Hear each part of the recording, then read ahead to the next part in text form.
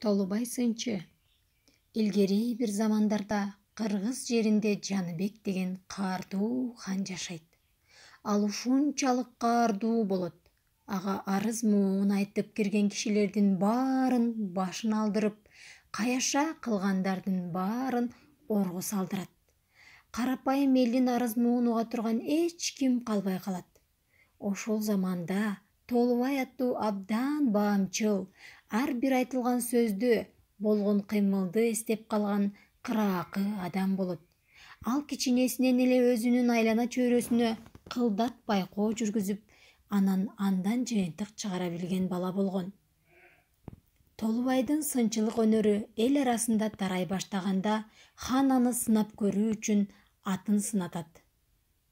Толубай тулпарды бир күнү кечке минип, кечинде ханга келгенде, тулпардын тулпардыгы анык, бирок эки кемчилиги бар дейт.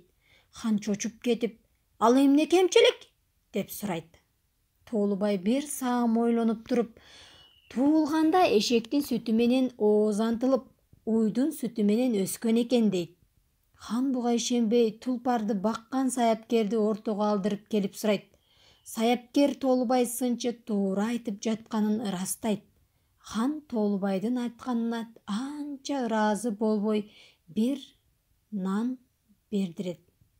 Ал эми ошол мезгилде ордого келип калган хандын аялы Толубайга дилде берет.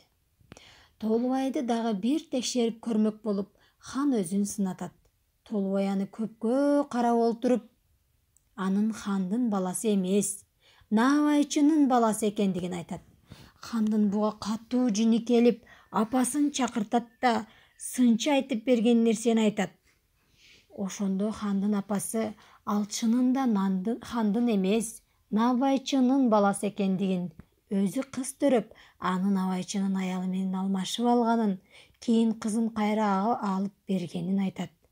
Толубайдын абдан баамчыл жана тартынбай чындыкты айтканына элдин баары ыраазы болушат.